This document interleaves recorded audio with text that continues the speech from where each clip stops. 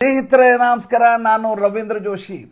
ಒಂದು ವಿಚಿತ್ರ, ವಿಲಕ್ಷಣ, ಅನಿಷ್ಟವಾದಂಥ ಪದ್ಧತಿಯನ್ನು ನಾನು ತಮಗೆ ಹೇಳ್ತಾ ಇದ್ದೀನಿ. ಸುಮಾರು ಒಂದು 15-20 ಜನ ಪ್ರತಿ ದಿವಸ ನಮಾಜಿಗೆ ಹೋಗ್ತಾರೆ. 5 ಹೊತ್ತು ನಮಾಜ್ ಹೋಗ್ತಾರೆ.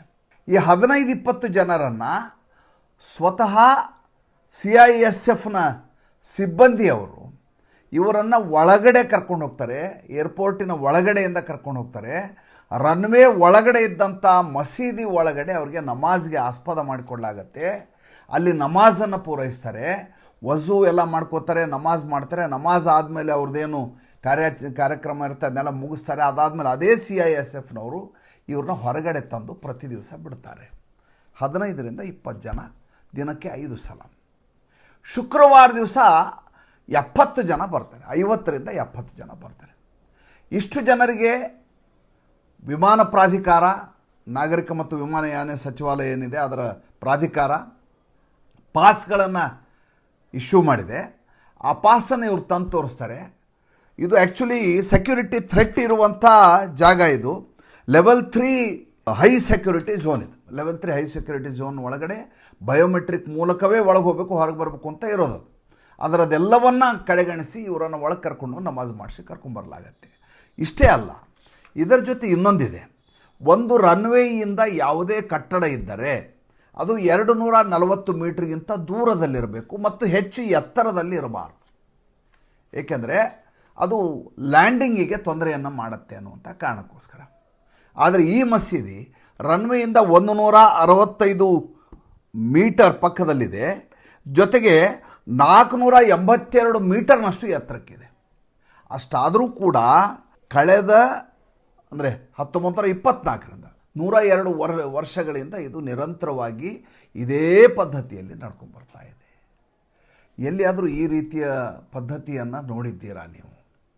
ಯಾವುದಾದ್ರೂ ಸರ್ಕಾರ ತನ್ನ ವಿಮಾನ ನಿಲ್ದಾಣದ ರನ್ವೇ ಒಳಗಡೆ ಯಾವುದೋ ಒಂದು ಪ್ರಾರ್ಥನಾ ಮಂದಿರ, ಯಾವುದೋ ಒಂದು ಗುರುದ್ವಾರ ಅಥವಾ ಯಾವುದೋ ಒಂದು ದೇವಸ್ಥಾನ ಅಲ್ಲಿದ್ದು ಆ ದೇವಸ್ಥಾನಕ್ಕೆ ಬರುವಂಥ ಭಕ್ತರು ಅಥವಾ ಪಂಥದವರು ಯಾರಿದ್ದಾರೆ ಅವ್ರು ಕರ್ಕೊಂಡು ಹೋಗೋದು, ಬಿಡೋದು, ಮಾಡೋದು ಎಲ್ಲರೂ ನೋಡಿದ್ದೀರಾ ನೀವು? ಇದು ಕಲ್ಕತ್ತಾದಲ್ಲಿ ನಡೀತಾ ಇದೆ. ದಮ್ಡಮ್ ಏರ್ಪೋರ್ಟಲ್ಲಿ ನಡೀತಾ ಇದೆ. ಅದಕ್ಕೆ ನೇತಾಜಿ ಸುಭಾಷ್ ಚಂದ್ರ ಬೋಸ್ ಇಂಟರ್ನ್ಯಾಷನಲ್ ಏರ್ಪೋರ್ಟ್ ಅಂತ ಹೆಸರು. ಇದು ಅನೂಚಾನವಾಗಿ ನಡ್ಕೊಂಬಂದದ್ದನ್ನು ಈಗ ಸುವೇಂದು ಅಧಿಕಾರಿಯವರು ಸ್ಥಗಿತಗೊಳಿಸಿದ್ದಾರೆ. ಯಾಕೆ ಹಿಂಗಾಯಿತು? ಅದು ಭಾಳ ಮುಖ್ಯವಾದಂಥ ವಿಚಾರ. ಹೆಂಗಿದಾಗ್ಲಿಕ್ಕೆ ಸಾಧ್ಯ ನೋಡಿ. ಒಂದು ಕಾಯ್ದೆ ಇದೆ, ಭಾಳಷ್ಟು ಜನರಿಗೆ ಇದ್ರ ಬಗ್ಗೆ ಗೊತ್ತಿಲ್ಲ. ರಾಷ್ಟ್ರಪತಿಯವರು ಆದೇಶ ಮಾಡಿದರೆ, ಈಗ ಒಂದು ಟೆಲಿಫೋನ್ ಕಂಬ ಬರಬೇಕು ಅಂತ ತಿಳ್ಕೊಡ್ರಿ, ಅದು ನನ್ನ ಮನೆ ಕಂಪೌಂಡ್ ಒಳಗಡೆ ಬರಬೇಕು ಅಂದರೆ ರಾಷ್ಟ್ರಪತಿ ಆದೇಶದ ಮೇರೆಗೆ ಅಂತ ಒಂದು ಆದೇಶ ಬಿಡುಗಡೆ ಆದರೆ ನಮ್ಮ ಮನೆ ಒಳಗಡೆ ನಾನು ಕಂಬ ಹಾಕ್ಕೊಳ್ಳಿಕ್ಕೆ ಜಾಗ ಕೊಡಬೇಕು. ಅದನ್ನು ನಾನು ಖರೀದಿ ಮಾಡಿದ ಜಾಗ ಆದರೂ ಕೂಡ ಸಾರ್ವಜನಿಕ ಉಪಯೋಗಕ್ಕಾಗಿ ಆ ಕಂಬವನ್ನು ಹಾಕ್ಕೊಳ್ಳಿಕ್ಕೆ ನಾವು ಆಸ್ಪದ ಮಾಡಿಕೊಡ್ಬೇಕು. ಯಾವುದಾದ್ರೂ ಖಾಸಗಿ ಜಮೀನಿರುತ್ತೆ, ಆ ಜಮೀನನ್ನು ಸರ್ಕಾರದ ಉಪಯೋಗಕ್ಕೆ ತಗೊಂಡದ್ದೇ ಆದರೆ, ಅಧಿಗ್ರಹಣ ಮಾಡಿದ್ದೇ ಆದರೆ ಅಂಥ ಜಮೀನಿಗೆ ಪರಿಹಾರವನ್ನು ಕೊಟ್ಟು ಸರ್ಕಾರ ತನ್ನ ಯೋಜನೆಗಳಿಗೆ ಅದನ್ನು ಬಳಸಿಕೊಳ್ಳಬಹುದು. ಇದು ಕಾಯ್ದೆ ಇರೋದು. ಇದು ಎಲ್ಲದಕ್ಕೂ ಅಪ್ಲೈ ಆಗಬೇಕು. ಆಮೇಲೆ ವಿಶೇಷವಾಗಿ ಈ ರೀತಿಯಾದಂಥ ಪ್ರಕರಣದಲ್ಲಿ ಅಂತೂ, ವಿಮಾನ ನಿಲ್ದಾಣದಂಥ ವಿಚಾರದಲ್ಲಿ ಅಂತೂ ಅತ್ಯಂತ ಸೂಕ್ಷ್ಮವಾದ ಜಾಗ. ಒಂದು ಕಡೆ ಚೈನಾ, ಮತ್ತೊಂದು ಕಡೆ ಬಾಂಗ್ಲಾದೇಶು, ಒಂದು ಕಡೆ ನುಸುಳುಕೋರರು, ಮತ್ತೊಂದು ಕಡೆ ಮಾವೋವಾದಿಗಳು, ನಿರಂತರವಾಗಿ ಕಿರಿಕಿರಿಯನ್ನು ಉಂಟು ಮಾಡುವಂಥ ಶತ್ರು ರಾಷ್ಟ್ರ. ಇಷ್ಟೆಲ್ಲ ಇರುವಾಗ ನೀವು ಅಲ್ಲಿ ಒಂದು ಮಸೀದಿ ನಡೆಸಿ ಅದಕ್ಕೋಸ್ಕರ ಅವ್ರಿಗೆ ಅನುಕೂಲ ಮಾಡಿಕೊಡ್ಲಿಕ್ಕೆ ಕೇಂದ್ರ ಸರ್ಕಾರದ CISF ಸಿಬ್ಬಂದಿಗಳನ್ನು ಬಳಸ್ಕೋತೀರಿ ಅಂದರೆ ಇದಕ್ಕಿಂತ ತುಷ್ಟೀಕರಣದ ರಾಜಕಾರಣ ಯಾರಾದರೂ ಮಾಡಲಿಕ್ಕೆ ಸಾಧ್ಯ ಇದೆಯಾ? ಹೆಂಗೆ ಶುರು ಆಯ್ತಿದು? ಇದು ಶುರುವಾಗಿದ್ದು ನೋಡಿ, ಭಾಳ ಮಜಾ ಇದೆ. ಇದರ ಹೆಸರು ಗೋರಿಪುರ್ ಜಾಮಾ ಮಸ್ಜಿದ್ ಅಂಥೇಳಿ, ಬಾಕ್ರಾ ಮಸ್ಜಿದ್ ಅಂತ ಕರೀತಾರೆ. ಈ ಗೋರಿಪುರ್ ಜಾಮಾ ಮಸೀದಿ ಶುರುವಾಗಿದ್ದು 1890ರಲ್ಲಿ. ಅಂದರೆ ಈ ವಿಮಾನ ನಿಲ್ದಾಣ ಇರೋಕ್ಕಿಂತ ಮುಂಚೆನೇ ಇದ್ದದ್ದು ಅದು ಜಾಗ, ಇಲ್ಲ ಅಂತ ನಾನು ಹೇಳಲ್ಲ. ಅದಾದಮೇಲೆ 1924ಕ್ಕೆ ಬ್ರಿಟಿಷರು ಇದನ್ನು ವಿಮಾನ ನಿಲ್ದಾಣ ಪ್ರಾರಂಭ ಮಾಡ್ತಾರೆ. ಡಮ್ ಏರ್ಪೋರ್ಟ್ ಅಂತ ಹೆಸರು ಇಡ್ತಾರೆ. ಮುಂದೆ 1962ರಲ್ಲಿ ಸ್ವಾತಂತ್ರ್ಯ ಸಿಕ್ಕಾದ ಮೇಲೆ 2460 ಎಕರೆ ಜಾಗವನ್ನು ಅಧಿಗ್ರಹಣ ಮಾಡಿಕೊಳ್ಳಾಗತ್ತೆ. ಸರ್ಕಾರ ತಗೊಳತ್ತೆ, ನೋಟಿಫೈ ಮಾಡುತ್ತೆ. ಮಾಡಿ ವಿಮಾನ ನಿಲ್ದಾಣದ ಅಗಲೀಕರಣ ಮತ್ತು ಅದಕ್ಕೆ ಬೇಕಾದಂಥ ಸುಸಜ್ಜಿತಗೊಳಿಸ್ಲಿಕ್ಕೆ ಬೇಕಾದಂಥ ಜಾಗಕ್ಕೋಸ್ಕರ ಇದನ್ನು ತಗೊಳ್ಳಲಾಗುತ್ತೆ. ಇಷ್ಟೆಲ್ಲ ಮಾಡಿದ ಮೇಲೂ ಕೂಡ ಈ ಮಸೀದಿಯನ್ನು ಯಾರೂ ಮುಟ್ಟೋದಿಲ್ಲ. ಯಾಕೆಂದರೆ ಮುಸಲ್ಮಾನರಿಗೆ ಬೇಸರವಾಗತ್ತೆ. ಈಗ ಮಾತುಕತೆ ಮಾತಾಡಿ ಆ ಮಸೀದಿಯವ್ರ ಜೊತೆ, ಜಾಮಾ ಮಸೀದಿಯವ್ರ ಜೊತೆ ಮಾತಾಡಿ, ಅಲ್ಲಿ ಹತ್ತಿರ ಇರುವಂಥ ಯಾವುದೇ ಜಾಗ 2 ಕಿಲೋಮೀಟ್ರ್ 3 ಕಿಲೋಮೀಟ್ರ್ 5 ಕಿಲೋಮೀಟ್ರ್ ದೂರದಲ್ಲಿ ಒಂದು ಮಸೀದಿಯನ್ನು ಜಾಗ ನೋಡಿ ನೀವು ಮಸೀದಿ ಕಳ್ಕೊಳ್ಳಿ ಅಂತ ಪರಿಹಾರ ಕೊಡ್ಬೋದು. ಇಲ್ಲ, ಮಸೀದಿ ರನ್ವೇನಲ್ಲೇ ಇರಬೇಕು, 165 ಮೀಟರ್ ಡಿಸ್ಟೆನ್ಸಲ್ಲಿದ್ದರೂ ಪರವಾಗಿಲ್ಲ, ಕಾನೂನಿಗೆ ವಿರುದ್ಧವಾಗಿದ್ದರೂ ಪರವಾಗಿಲ್ಲ, ಅಲ್ಲೇ ನಾವು ನಮ್ಮ ಮಸೀದಿ ನಮಾಜ್ ಮಾಡಬೇಕು ಅಂತ ಅವರ ಹಠ. ಅವ್ರನ್ನ ಒಕ್ಕಲೆಬ್ಬಿಸಬಾರ್ದು ಅಂತ ಇವರ ಸರ್ಕಾರದ ಧೋರಣೆ. 1995ರಲ್ಲಿ ಜ್ಯೋತಿ ಬಸ್ಸು ಅವರು ಇದನ್ನು ತೆಗೆಸ್ಬೇಕು ಅಂತ ಮೊದಲು ಆಲೋಚನೆ ಮಾಡಿದರು. ಮಸೀದಿಯವರು ಗಲಾಟೆ ಮಾಡಿ ಶುರು ಮಾಡಿದ್ರು, ನಾವು ಈ ಮಸೀದಿ ಬಿಟ್ಟು ಬೇರೆ ಕಡೆ ನಾವು ಹೋಗೋದಿಲ್ಲ ಅಂತ. ಎಲ್ಲಿ ಓಟ್ ಹೋಗಿಬಿಡುತ್ತೋ, ಎಡರಂಗದ ಸರ್ಕಾರ ಎಲ್ಲಿ ಓಟ್ ಹೋಗಿಬಿಡುತ್ತೋ ಅನ್ನೋಂಥ ಭಯಕ್ಕೆ ಆ ಪ್ರಪೋಸಲನ್ನು ಬಿಟ್ಟುಬಿಡಲಾಯಿತು. ಮತ್ತು ಇದೇ ರೀತಿ CISF ಸಿಬ್ಬಂದಿ ಓಡಾಡಿಸಿ ಬರುವಂತೆ 15ರಿಂದ 20 ಜನ, ದೊಡ್ಡ ಮಸೀದಿ ಜನ ಬರಲ್ಲ, ಪಾಸ್ ಇಶ್ಯೂ ಆಗಿದ್ದೆ 20 ನಿರಂತರವಾಗಿ ಬರೋರು. ಇನ್ನು ಅಟಲ್ ಬಿಹಾರಿ ವಾಜಪೇಯಿ ಸರ್ಕಾರದ ಸಂದರ್ಭದಲ್ಲಿ ಗೇಟ್ ನಂಬರ್ 8 ಮೂಲಕ ಹೋಗ್ಲಿಕ್ಕೆ ವ್ಯವಸ್ಥೆ ಮಾಡಲಾಯಿತು. ಶಹನವಾಜ್ ಆವಾಗ ನಾಗರಿಕ ಮತ್ತು ಉಡ್ಡಯನ ಖಾತೆ ಸಚಿವಾಲಯ, ಅವರು ಶಹನವಾಜ್ ಅಂತೇಳಿ ಮಿನಿಸ್ಟರ್ ಇದ್ದರು ಅಟಲ್ ಬಿಹಾರಿ ವಾಜಪೇಯಿ ಸರ್ಕಾರದಲ್ಲಿ. ಆವಾಗ ಇದನ್ನು ತೆರವುಗೊಳಿಸ್ಬೇಕು ಅಂತ ಆಲೋಚನೆ ಮಾಡಲಾಯಿತು. ಆವಾಗ ಕೂಡ ವ್ಯಾಪಕವಾದ ವಿರೋಧ ಆಯಿತು, ಆವಾಗಲೂ ಕೈ ಬಿಟ್ಬಿಟ್ರು.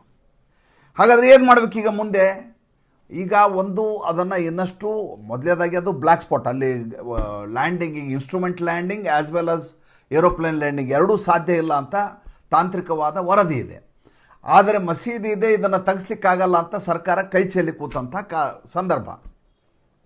ಮೊನ್ನೆ ಸಿಕ್ಕಾಪಟ್ಟೆ ಮಳೆ ಆಗಿಬಿಡುತ್ತೆ, ಅಲ್ಲಿದ್ದಂಥ ಮಸೀದಿಗೆ ಹೋಗಬೇಕಾದಂಥ ಒಂದು ಬ್ರಿಡ್ಜು ಕಟ್ಟಾಗಿಬಿಡುತ್ತೆ, ಒಡೆದು ಹೋಗಿಬಿಡುತ್ತೆ, ನೀರು ನುಗ್ಗಿಬಿಡುತ್ತೆ. ನೀರು ನುಗ್ಗಿದ ಮೇಲೆ ದುರಸ್ತಿ ಆಗೋದೇ ಅಲ್ಲ. ಆ ಸಂದರ್ಭದಲ್ಲಿ ಸುವೇಂದು ಅಧಿಕಾರಿ ಒಂದು ಆದೇಶವನ್ನು ಮಾಡ್ತಾರೆ. ಏನಂತಂದರೆ, ನಾವು ಈ ಅಂತಾರಾಷ್ಟ್ರೀಯ ವಿಮಾನ ನಿಲ್ದಾಣವನ್ನು ಅಗಲೀಕರಣಗೊಳಿಸಬೇಕಾಗಿರೋದ್ರಿಂದ ಮತ್ತು ಇನ್ನಷ್ಟು ಹೆಚ್ಚು ಸೌಲಭ್ಯಗಳನ್ನು ಮಾಡಬೇಕಾಗಿರೋದ್ರಿಂದ ಈ ಮಸೀದಿಯನ್ನು ಬೇರೆ ಕಡೆ ಸ್ಥಳಾಂತರಿಸಬೇಕು. ಹಾಗಂತ ನಿಮ್ಮನ್ನು ಬಿಟ್ಟು ಬಿಡೋದಿಲ್ಲ. ನಿಮಗೆ ಮಸೀದಿ ಕಟ್ಕೊಳ್ಳಿಕ್ಕೆ ಬೇಕಾದಂಥ ಜಾಗ ಮತ್ತು ಅದಕ್ಕೆ ಬೇಕಾದಂಥ ವೆಚ್ಚವನ್ನು ಸರ್ಕಾರ ಭರಿಸಲಿಕ್ಕೆ ಸಿದ್ಧ ಇದೆ. ಅಲ್ಲಿ ಒಂದು ಅಸೋಸಿಯೇಷನ್, ಸಿದ್ದಿಕುಲ್ಲಾ ಚೌಧರಿ ಅಂತೇಳಿ ಈ ಬಾಕ್ರಾ ಮಸೀದಿಯ ಅಧ್ಯಕ್ಷ, ಆತ ಹೇಳ್ತಾನೆ, ನಾವು ಇಷ್ಟು ವರ್ಷದಿಂದ ಪರಂಪರಾನುಗತವಾಗಿ ನಡ್ಸ್ಕೊಂಡು ಬಂದಿದ್ದೀವಿ, ಯಾವ ಸರ್ಕಾರವೂ ನಮ್ಮನ್ನು ಮುಟ್ಟಿರಲಿಲ್ಲ. ಈಗ ಇದ್ದಕ್ಕಿದ್ದ ಹಾಗೆ ಬಂದು ನೀವು ಬೇಡ ಅಂದ್ಬಿಟ್ರೆ ಅದು ಹೆಂಗೆ ಸಾಧ್ಯ ಆಗತ್ತೆ? ನಾವು ಮುಸ್ಲಿಂ ಪರ್ಸನಲ್ ಲಾ ಬೋರ್ಡು ಅಲ್ಲಿ ಇಲ್ಲಿ ಎಲ್ಲ ಕಡೆಯಿಂದ ನಾವು ಮೀಟಿಂಗ್ ಮಾಡ್ತೀವಿ, ಅದಾದ ಮೇಲೆ ಇದಕ್ಕೆ ತಡೆ ತರ್ತೀವಿ, ನಾವು ಹಂಗೆ ಮಾಡ್ಲಿಕ್ಕೆ ಬಿಡೋದಿಲ್ಲ. ನೋಡಿ ಸ್ವಾಮಿ, ತಾಂತ್ರಿಕವಾಗಿ ಈಗಂತೂ ನೀವು ಅಲ್ಲಿ ಹೋಗ್ಲಿಕ್ಕೆ ಆಗಲ್ಲ. ಆದ್ದರಿಂದ ಸದ್ಯಕ್ಕೆ ಸ್ಥಗಿತಗೊಳಿಸಲಾಗಿದೆ, ಮುಂದಿನ ನಿರ್ಧಾರವನ್ನು ತಿಳಿಸಲಾಗುತ್ತದೆ. ಅಲ್ಲಿವರೆಗೂ ಬೇರೆ ಮಸೀದಿಗೆ ಹೋಗಿ ಮಾತುಕತೆಗೆ ಬಂದು ಬೇರೆ ಜಾಗದಲ್ಲಿ ಮಾಡ್ತೀನಿ ಅಂತ ನೀವೇನು ಕಮಿಟಿಯವರು, ಸಿದ್ದಿಕುಲ್ಲಾ ಚೌಧರಿ ಅವರ ಸಮಾಜದ ಜನ ಇದ್ದೀರಿ, ಬಂದು ಮಾತುಕತೆ ಆಡಿದ್ದೆ ಆದರೆ ನಿಮಗೆ ಸೂಕ್ತ ವ್ಯವಸ್ಥೆಯನ್ನು ಮಾಡಿಕೊಡ್ಲಾಗತ್ತೆ ಅಂತ ತಲೆ ಸವರಿ, ಅವರ ಸ್ಕಲ್ಡ್ ಕ್ಯಾಪ್ ಇರುತ್ತಲ್ಲ ಅದನ್ನು ಸಲ ಸವರಿ ಈಗ ಸುವೇಂದು ಅಧಿಕಾರಿ ಅವ್ರನ್ನ ಮನೆಗೆ ಕಳಿಸಿದ್ದಾರೆ. ಈ 15-20 ಜನ ನಮಾಜ್ ದಿನಕ್ಕೆ 5 ಸಲ ಮಾಡ್ತಾಯಿದ್ರು. ಅವರು ಒಂದು ಭಾಳ ಚೆನ್ನಾಗಿದೆ ಅವರಲ್ಲಿ, ಮುಸಲ್ಮಾನರಲ್ಲಿ ಏನಂದರೆ, ನೀವು ದೇವಸ್ಥಾನಕ್ಕೆ ಹುಡ್ಕೊಂಡು ಹೋಗಬೇಡ ಅಂತ ಹಜರತ್ ಪೈಗಂಬರ್ ಅವರು ಹೇಳಿದ್ದು.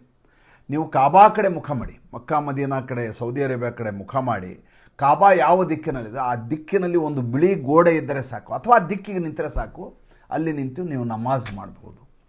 ಅವರ ಎಲ್ಲ ಹೆಣ್ಮಕ್ಳು ಅವರವ್ರ ಮನೆಯಲ್ಲೇ ನಮಾಜ್ ಮಾಡ್ತಾರೆ, ಗಂಡಸರು ಮಾತ್ರ ಇಲ್ಲಿಗೆ ಬರ್ತಾರೆ.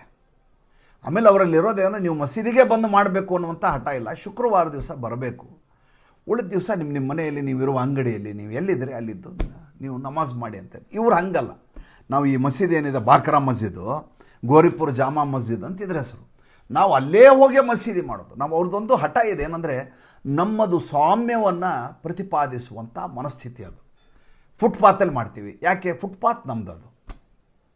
ಅವರೆಂದೂ ಕೂಡ ಅಭಿವೃದ್ಧಿಗಾಗಿ ಚಳವಳಿ ಮಾಡಿದ, ಅಭಿವೃದ್ಧಿಗಾಗಿ ಪ್ರತಿಭಟನೆ ಮಾಡಿದ, ಅಭಿವೃದ್ಧಿಗಾಗಿ ರ್ಯಾಲಿ ಮಾಡಿದಂಥ ಒಂದೇ ಒಂದು ಪ್ರಕರಣವನ್ನು ಅವರ ಸಮಾಜದಿಂದ ಎಲ್ಲರೂ ತೋರಿಸ್ಬಿಡಿ. ನಮ್ಮ ನಲ್ಲಿ ನೀರು ಬರ್ತಾ ಇಲ್ಲ, ನಮ್ಮ ಏರಿಯಾಗೆ ನಮ್ಮ ಕರೆಂಟ್ ಸರಿಯಾಗಿ ಬರ್ತಾ ಇಲ್ಲ ಅಂತ ಪ್ರತಿಭಟನೆ ಇಲ್ಲ.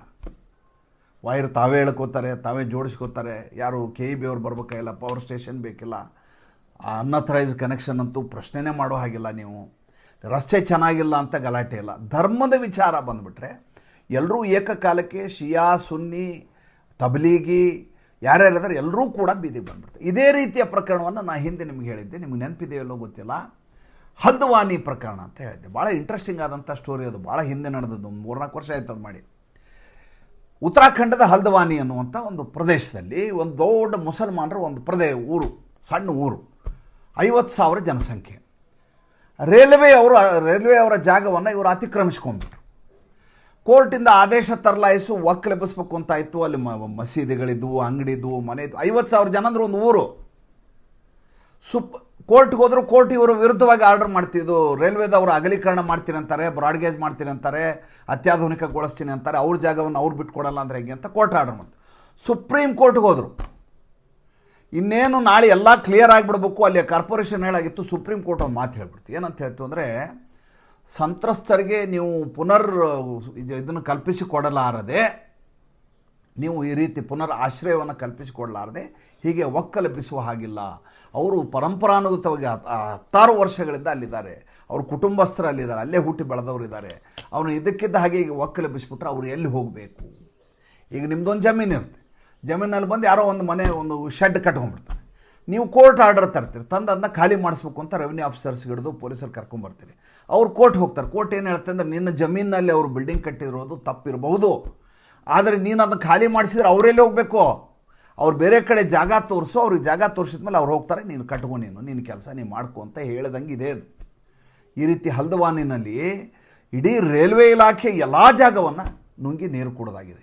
ಇದೇ ಪ್ರಕರಣ ಪಶ್ಚಿಮ ಬಂಗಾಳದಲ್ಲಿ, ಡಮ್ನಲ್ಲಿ, ಹೌಡಾದಲ್ಲಿ, ಸಾಲ್ಟ್ ಲೇಕ್ನಲ್ಲಿ ಸಂಪೂರ್ಣವಾಗಿ ವ್ಯಾಪಿಸಿ ಆಗೋಗಿತ್ತು. ಯಾವ ರೀತಿ ಅಂದರೆ ನೀವು ಕಾಲಲಿಕ್ಕೆ ಸಾಧ್ಯ ಇಲ್ಲ, ವೆಹಿಕಲ್ ಹೋಗಂಗಿಲ್ಲ. ನೀವು ಹೌಡಾ ರೈಲ್ವೆ ಸ್ಟೇಷನ್ ಹೋಗಲಿಕ್ಕೆ ಸಾಧ್ಯ ಇಲ್ಲ, ಆ ಸ್ಥಿತಿ ಇತ್ತು. ಸಾಲ್ಟ್ ಲೇಕ್ ಅಂತಿದೆ, ಆ ಸಾಲ್ಟ್ ಲೇಕ್ ಸೆಕ್ಟರ್ ನಂಬರ್ 5 ಅಂತಿದೆ, IT ಸಿಟಿ ಅಂತ ಕರೀತಾರೆ. 2 ಸೈಡ್ ಇರುವಂಥ ಗುಜರಿ ನೋಡಿಬಿಟ್ರೆ ನೀವು, ಇದು ಯಾವ IT ಸಿಟಿ ಅಂತ ನೀವು ನಗ್ತೀರಿ. ಈಗ 3 ದಿವಸದಿಂದ, ಕಳೆದ ವಾರ ಸುವೇಂದು ಅಧಿಕಾರಿ ಒಂದು ಆದೇಶ ಮಾಡಿದ್ರು. ಏನಂತ ನೋಡಿ, ಮುಂದಿನ ವಾರ ನಾವು ಇಡೀ ಎಲ್ಲ ಯಾರ್ಯಾರು ಅತಿಕ್ರಮಿಸ್ಕೊಂಡಿರೋ ಫುಟ್ಪಾತ್ನ ಎಲ್ಲವನ್ನು ತೆರವುಗೊಳಿಸ್ತೀವಿ. ಅದು ಬಿಲ್ಡಿಂಗ್ ಇರಬಹುದು, ಅಂಗಡಿ ಇರಬಹುದು, ತಳ್ಳುವ ಗಾಡಿ ಇರಬಹುದು, ಆ ಮನೆ ಇರಬಹುದು, ಏನೇ ಇರಬಹುದು. ನೀವಾಗಿ ನಾವು JCB ತಂದು ಒಡೆಯೋಕ್ಕಿಂತ ಮುಂಚೆ ನೀವಾಗಿ ತೆಗೆದುಬಿಟ್ರೆ ಭಾಳ ಒಳ್ಳೆಯದು. ತೆಗಿಲಿಲ್ಲ ಅಂದರೆ ನಾವು ಇಷ್ಟು ಸಾಫ್ ಮಾಡೋದಂತೂ ಗ್ಯಾರಂಟಿ. ನೀವು ನಂಬಲಿಕ್ಕೆ ಸಾಧ್ಯ ಇಲ್ಲ. ಯೋಗಿ ಆದಿತ್ಯನಾಥ್ ಮತ್ತು ನಾನು ನಿಮ್ಗೆ ಯಾವಾಗಲೂ ಹೇಳ್ತೇನೆ, ಹಿಮಂತ ಬಿಸ್ವ ಶರ್ಮಾ ಎರಡೂ ಸೇರಿಸಿ ಅವ್ರಿಗೆ ಸ್ಟೀರಾಯ್ಡ್ ಮಾತ್ರೆ ಹಾಕಿದ್ರೆ ಹೆಂಗಾಗತ್ತಲ್ಲ ಅವರಿಬ್ಬರಿಗೂ, ಯಾವ ರೀತಿ ಉದ್ರೇಕದಿಂದ ಮಾಡ್ತಾರಲ್ಲ ಆ ರೀತಿಯಾದಂಥ ಧೋರಣೆಯಲ್ಲಿ ಸುವೇಂದು ಅಧಿಕಾರಿ ಇದ್ದಾರೆ. ಅವರು ಮಾಡಿದಂಥ ಈ ಆದೇಶ ಇದೆಯಲ್ಲ, ಆದೇಶ ಮಾಡಿದ ನೀವು ನಂಬಲ್ಲ, 2 ರಿಂದ 3 ದಿವಸದೊಳಗೆ ಎಲ್ಲ ರಸ್ತೆಗಳು ಖಾಲಿಯಾಗಿದ್ದಾವೆ. ಮುಂಚೆ ಹೆಂಗಿತ್ತು, ಈಗ ಹೆಂಗಾಗಿದ್ದಾವೆ, 2 ವಿಡಿಯೋ ತೋರಿಸಿದ್ದೀನಿ, ದಯವಿಟ್ಟು ನೋಡಿ. ಹೇಗೆ ಕಲ್ಕತ್ತಾ ನಗರ ಹೇಗಾಗಿದೆ ಅಂತ ಹೋಗಿ ನೋಡ್ಕೊಂಬರ್ಬೇಕೀಗ. ಮತ್ತು ಮುಂದಿನ ಸಂಚಿಕೆಯಲ್ಲಿ ಹೊಸ ವಿಷಯದೊಂದಿಗೆ ಬರ್ತೀನಿ. ಸಂಚಿಕೆ ಇಷ್ಟ ಆದರೆ ಲೈಕ್ ಮಾಡಿ, ಫಾಲೋ ಮಾಡಿ, ಶೇರ್ ಮಾಡಿ.